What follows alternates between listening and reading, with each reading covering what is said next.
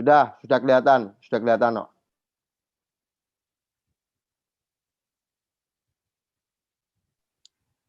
Kamu nggak ada suaranya tapi.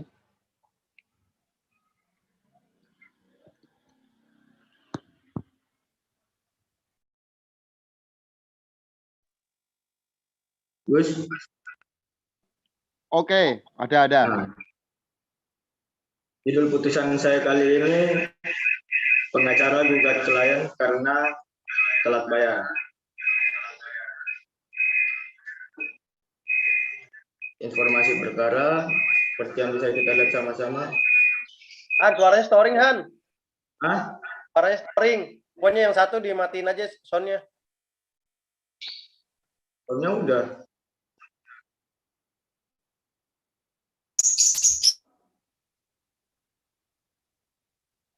Aman, lanjut.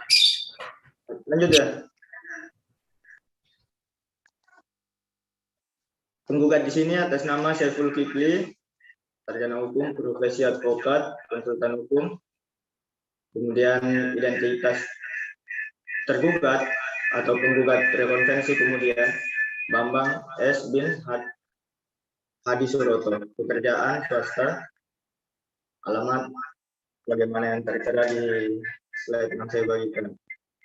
Nah, di sini saya buat di modul itu kan ada dua jenis, teman-teman. Ada yang berupa kronologi kasus dan ada juga yang berupa ringkasan perkara. Nah, saya pakai yang gaya kedua, jadi tidak seperti modelnya Nip sama Bang Aldi sebelumnya, dia pakai poin per poin berupa kronologis. Saya pakai ringkasan perkara aja. Nah, di sini perkara yang kemudian akan kami analisis adalah berkaitan dengan perbuatan non prestasi yang dilakukan atau ingkar janji karena tidak melakukan pembayaran sebagaimana yang disepakati. Peristiwa ini bermula ketika tergugat konvensi mengalami sengketa harta warisan berupa sebidang tanah dan ruko 10 pintu dan bangunan rumah yang saat ini ditempati berupa sebidang tanah seluas 24 tumbuh atau kurang lebih 2.400 meter kubik sisa dari bangunan ruko 10 pintu tersebut. Nah, jadi objek sengketanya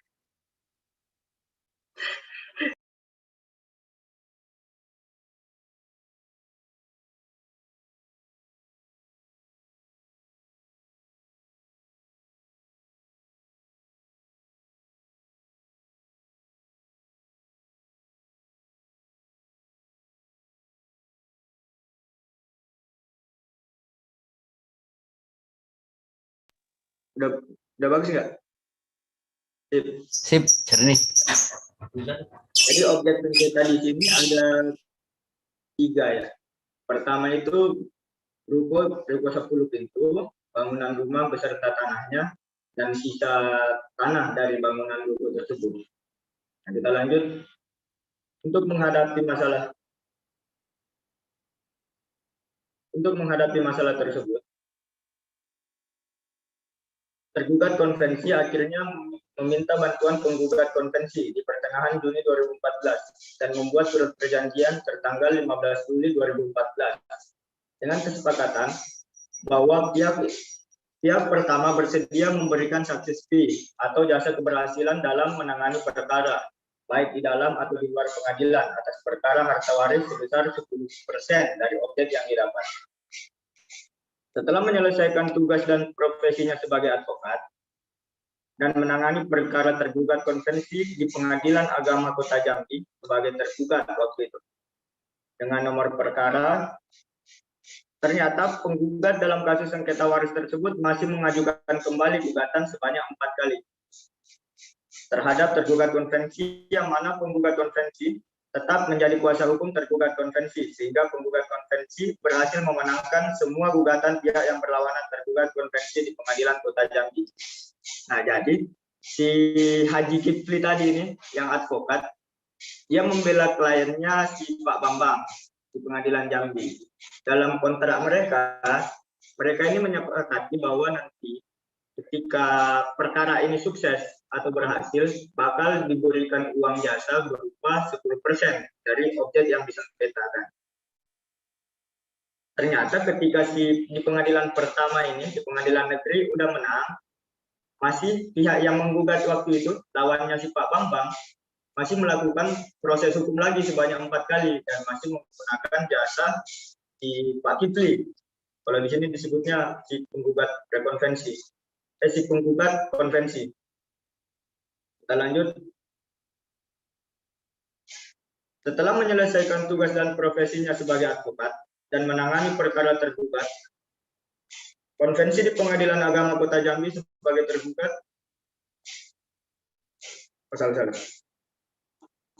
setelah melalui serangkaian sengketa yang cukup panjang terhitung dari bulan Juni 2014 sampai 2016, harta warisan yang diperoleh tergugat konvensi dari sengketa tersebut berupa pemilikan hak milik nomor 1607 atas nama Bambang S seluas 3.007 meter kubik yang di atasnya terdapat bidang tanah dan ruko sebanyak 10 pintu. Bangunan rumah yang saat ini ditinggali dan sisa dari pembangunan ruko berupa sebidang tanah yang luasnya 2.400 meter kubik.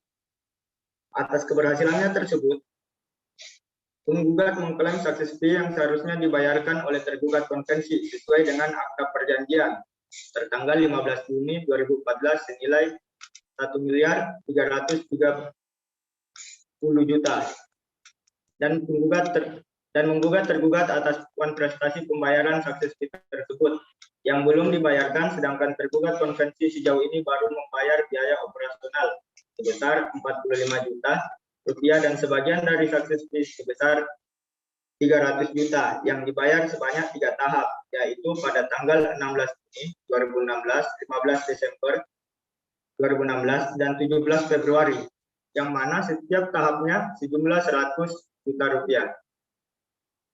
Padahal penggugat konvensi telah beberapa kali menagih sisa pembayaran sukses fee tersebut melalui telepon maupun SMS, dan berakhir pada pertengahan April 2018 telah melayangkan somasi kepada tergugat konvensi. Namun dengan alasan yang tidak jelas, tidak bersedia untuk membayar. Bahkan tergugat konvensi membalas somasi tersebut dengan memberikan kuasa untuk menjawab somasi penggugat konvensi perihal pembayaran sukses fee tersebut kepada pegawai Pengadilan Agama Kota Jambi yang bernama Isomuddin. Nah, sampai di sini. Tadi kan si Kifli si advokat ini dia udah dibayar. Dia ternyata dari akta perjanjiannya ada 2 di sini yang bisa kita tangkap.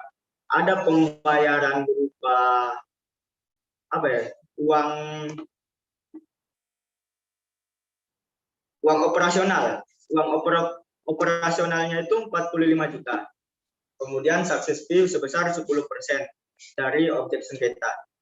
Nah, karena tadi berhubung sudah setelah pengadilan pertama masih ditumpuk pengadilan lagi sebanyak 4 kali, di sini tidak saya tuliskan, mereka membuat kesepakatan bahwa ditambah lagi 5 juta, genapin 50 juta deh, kalau mau lanjut, gitu kan. Sejauh ini itu udah dibayar. Nah, yang menjadi masalahnya, kenapa menurut si Kifli ini masih harus membayar pelunasan, karena memang faktanya di sini masih baru membayar 300 juta. Itu pun nyicil 100 juta tiga kali gitu. Akhirnya ditagih setelah melalui proses tagih menagih gitu kan, mau ditelepon, di SMS tidak dijawab. Akhirnya ketika dikirimkan somasi si Bambang ini si klien justru memberikan kuasa baru kepada Nizomuddin, anggota Pengadilan Agama Kota Jambi, untuk membalas. Tapi ternyata setelah diberikan surat kuasa juga tidak membawa perubahan apa-apa gitu kan. Nah, muntunglah si Kifli ini, digugat sekalian. Mungkin begitu ya kasarannya. Nah, kita lanjut. Menjawab gugatan penggugat konvensi. Nah, seperti halnya tadi di kasus Munif, di sini gugat-menggugat di antara mereka. Yang tadinya Kifli menggugat, sekarang Bambang tidak terima, digugat balik. Dalam gugatan baliknya itu, si Pak Bambang selaku penggugat rekonvensi membantah menjawab gugatan penggugat konvensi, tergugat konvensi membantah perihal materi akte perjanjian yang berbunyi bersedia membayar success fee sebesar 10% dengan alasan mengenai besarnya jumlah success fee belum disepakati dan mengenai sebagian success fee sebesar 300 juta yang dibayar dalam 3 tahap tiada lain. Yang pertama adalah uang terima kasih, sedangkan 200 juta lainnya adalah uang yang dipinjam oleh penggugat konvensi. Nah, ada dua perspektif di sini. Jadi menurut si penggugat, 300 juta tadi itu adalah cicil dari success fee yang telah disepakati sebelumnya. Sedangkan bagi Pak Bambang, justru kita belum sepakat sejak awal. Yang dia tahu, 100 juta pertama tadi yang melalui kwitansi pembayaran, itu hanya berupa uang terima kasih. Sedangkan 200 jutanya adalah dipinjam oleh si Kipli.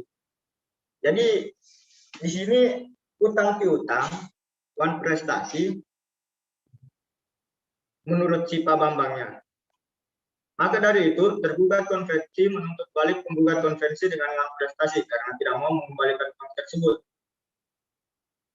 Dalam putusan Majelis Hakim di Pengadilan Negeri Jambi tertanggal 12 Desember 2018 mengabulkan gugatan penggugat konvensi untuk sebagian dan menolak rekonvensi tergugat konvensi berdasarkan pendapat hakim yang menimbang keterangan saksi yang hadir berkesimpulan bahwa akta perjanjian tertanggal 15 Juni 2014 tersebut telah memenuhi unsur persetujuan dalam perikatan. Mungkin sejauh ini ringkasan kasusnya, ringkasan perkaranya seperti tadi di atas.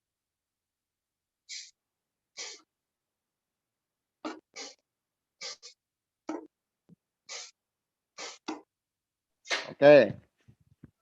Farhan, itu berarti kan gugatannya si pengacara tersebut dikabulkan ya?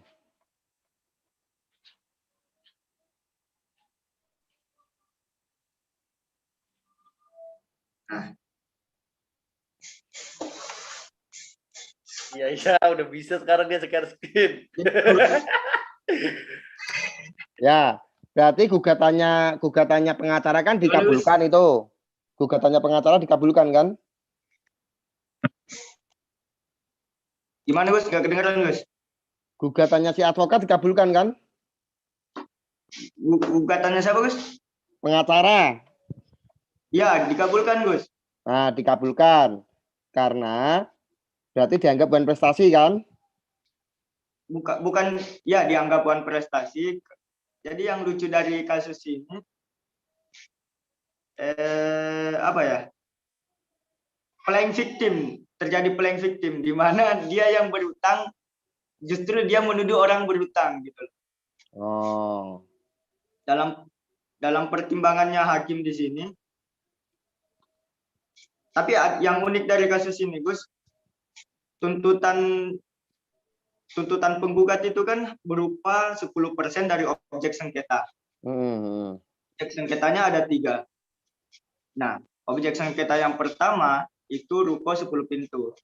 Setelah diketahui di kemudian hari, satu ruko itu seharga 800 juta. Ya kan? Dikali 10 berarti 8 miliar.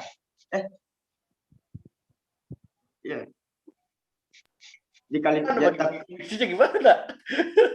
8 miliar. Bukan. Ini. Ya, sekitar situlah. Pokoknya segitulah ya. Ya. Pokoknya kita gak kebagian lah.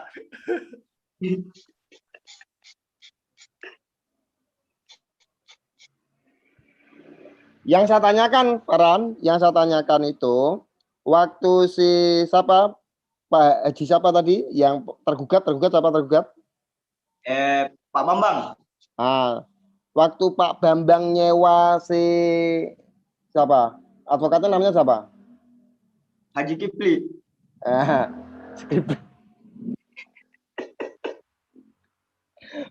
Oke.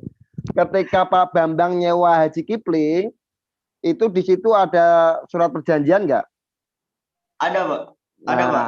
Oke, berarti kan gini, ini sama dengan kita. Saya juga begitu. Jadi gini, misalkan Farhan nyewa saya sebagai advokat, maka saya akan membuatkan surat yang namanya perjanjian perjanjian hukum, jasa hukum, perjanjian jasa hukum. Di perjanjian jasa hukum itu di pasal-pasalnya itu mengatakan bahwa si advokat itu mendapatkan uang akomodasi, uang operasional itu sekian, kan begitu. Nah, di bawahnya kalau menang, kalau berhasil itu ada success fee. Success fee-nya kalau ini ya, kalau si Kipli ini adalah 10% dari objek sengketa, kan begitu. Ya, Gus. Nah, itu memang strategi si advokat yang menangnya di situ. Nah, ternyata di sini nggak ditepati kan si objek sengketanya kan ada 2 itu tadi. Tiga, Gus. Nah, ada 3 yang totalnya sekian, kan begitu. Kalau di appraisal itu totalnya adalah sekian, nah katakanlah 1 miliar. Berarti seharusnya si Kaji Kipli ini mendapatkan 10% dari 1 miliar tersebut, kan begitu. Ya, Gus. Tetapi oleh Bambang itu nggak ditepati ya. Ya. Nah itu maka sudah pernah dikasih kan itu katanya? Sudah pernah dikasih, Gus. Kalau menurut perspektifnya Pak Kipli ini, udah dibayar 100 juta secara bertahap, 300 juta secara bertahap sebanyak 3 kali. Jadi 100 juta, 100 juta, 100 juta gitu. Tapi ternyata tidak itu. Masuk ke angsuran keempat, lah kok hilang. Gitu. Oh, nah ini yang dinamakan wan prestasi ya. Jadi sudah Ya. melaksanakan, sudah menindaklanjuti si perjanjian, tetapi ada dibatalkan atau di tengah perjalanan itu tidak dilakukan, itu namanya wan prestasi.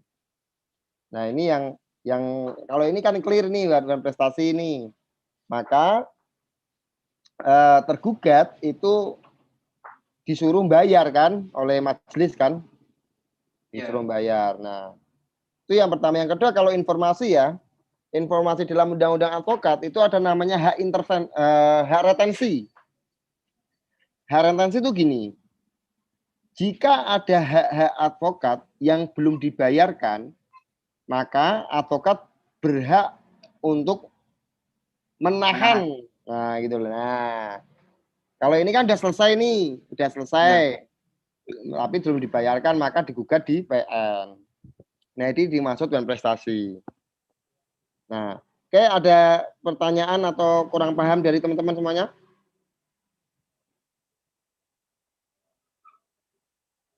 Saya, Gus, yang nggak paham, Gus. Apa? Kamu itu wajahnya sudah obscurable kamu. Antara fakta dengan muka itu beda. Aduh, Gus, ini, Gus. Ya, apa yang Tadi apa? kan objek sengketanya ada 3.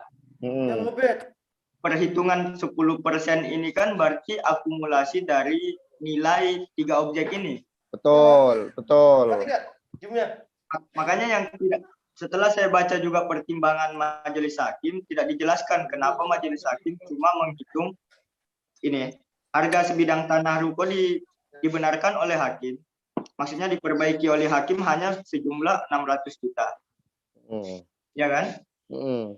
Hakim hanya sedangkan untuk bangunan rumah dan sebidang tanah seluas 24 tumbuh itu yang sisa pembangunan ruko tidak dihitung 10%-nya.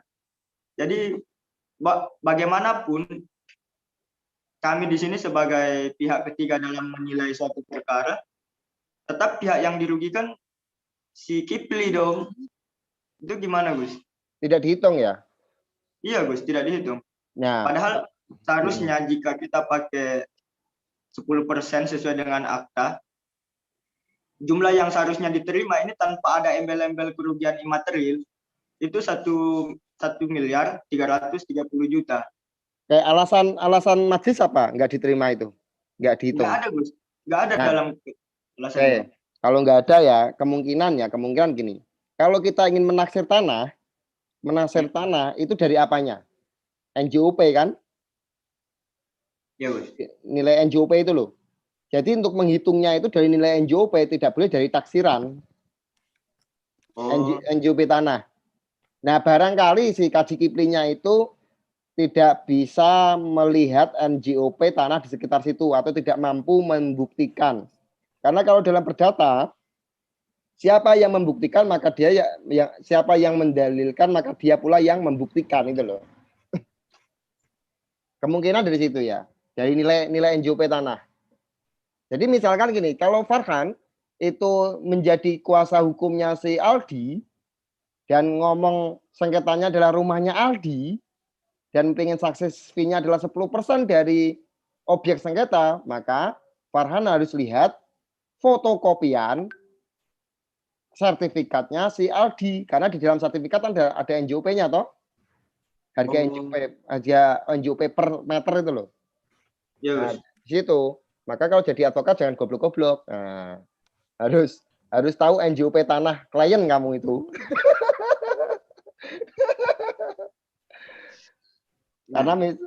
Karena itu satu. Kalau misalkan nggak tanah ini, misalkan soal gonogini. Kalau gonogini kan semua dihitung semuanya toh. Dihitung misalkan gonogini antara misalkan Farhan cerai dengan istrinya.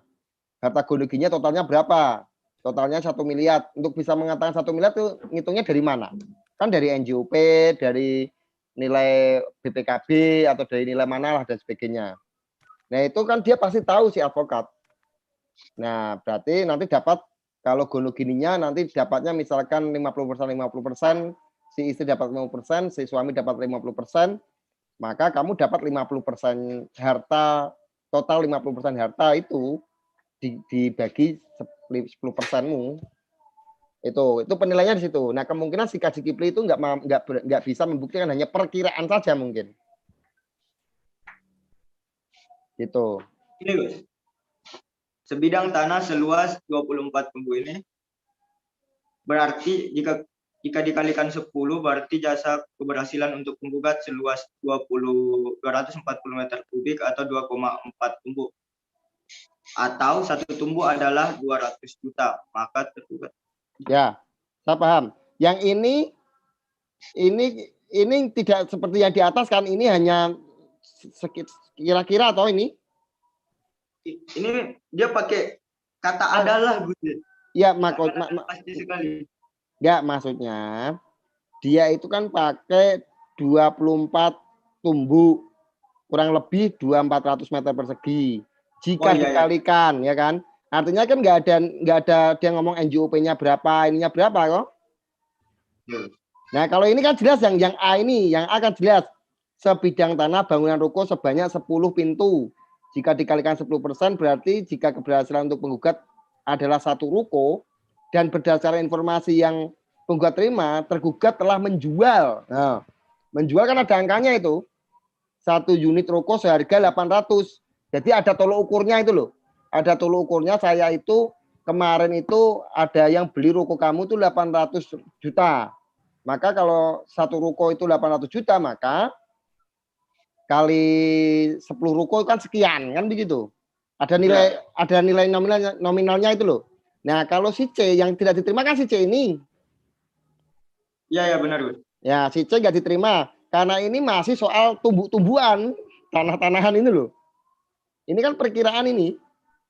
Tidak berdasarkan sertifikat, tidak berdasarkan apa kan? Oh ya, berarti tuntutannya kabur gitu. Ya, bisa dibilang kabur, obskur karena tidak sesuai. Seharusnya ini si advokat ini itu cari saksi orang-orang yang pernah menjual tanah di daerah sekitar situ. Sekira-kira 1 meter di tanah itu berapa? Nah ini kan metode appraisal. Kalau kalian itu misalkan appraisal itu gini. Kalau ada penggusuran jalan tol, itu penggunaan perkiraan ukurannya adalah harga itu di tanah itu harganya berapa? Itu adalah dari terakhir yang pernah membeli tanah di situ itu kira-kira harganya berapa? Itu SOP-nya appraisal. Nah seharusnya ini kalau advokatnya pintar, si Kipli itu pintar, ia harus menelisik, menginvestigasi di daerah itu pernah ada nggak jual beli tanah. Kalau jual beli tanah di situ harganya berapa. Nah, itulah yang dinamakan kalau orang advokat itu harus pandai, investigasinya harus pandai. Harus pandai investigasi itu. Maka itu yang dinamakan ada metode penelitian dan sebagainya. Nah, ini maka ditolak karena nggak jelas. Ini asumsi saya ya. Ya. Asumsi saya karena kalau kita melihat dari objek gugatannya A, B, C ini ya. Ini kan A itu jelas, B itu jelas. Kalau yang ini yang C yang nggak jelas misalkan. Oke? Ya, Gus. Kalau nggak ada, gimana ini menariknya mumpung masih on fire ya. Kalau minggu depan kita tetap masih UN prestasi. Jadi cari perbandingan. Siap, Gus. Nah, Enggak, Gus, Gus, mau nanya Gus. apa? Yang menjadi agak sulit ini, yang masih saya bingungkan soal anotasi putusan di contoh-contoh di modul, Gus. Itu semua perkara pidana. Tidak ada perkara perdata di modul yang dibagikan. Nah, jadi yang bikin kita sulit mengisi kolom mengenai subsidi primer itu semua asbun kita, Gus. Nah, itu nyata, itu sama saja kamu di sekolahan itu pelajar matematika, contohnya kok nggak sesuai dengan pelajarannya, kan gitu. Tapi nyatanya kamu bisa kok. Enggak, Gus. Ya Aldi bisa. Ini punya saya ini asal masukin pasal doang ini, pasal perjanjian adalah undang-undang. Ya nggak apa-apa, makanya kamu niru miliknya Aldi aja. Berarti kalau perdata kan nggak ada subsidiar, kalau pidana baru ada kan? Iya, ada. Nah, udah kamu nyontoh si Aldi aja, Farhan. Jadi besok ini UN prestasi lagi deh, menarik ini kayaknya. Barangkali ada temuan tadi Aldi ada menemukan satu ini, kan begitu. Nah, si temuanmu Farhan, temuanmu adalah soal C ini. Apakah ini juga bisa dijadikan ukuran? Nah, nanti kamu bahas itu loh. Paham nggak, Farhan? Iya, ya, Gus. Nah, ini temuanmu ini. Ini temuanmu apakah model tanah ini bukankah tanah itu kan juga termasuk harta kekayaan, katakanlah gitu loh.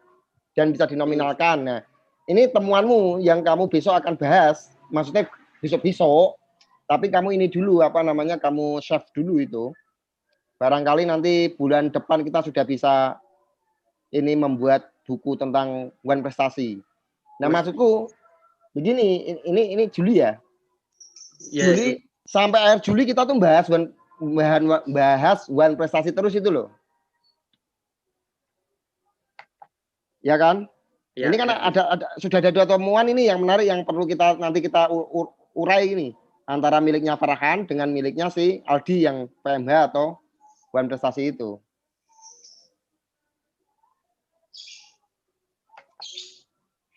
Oke.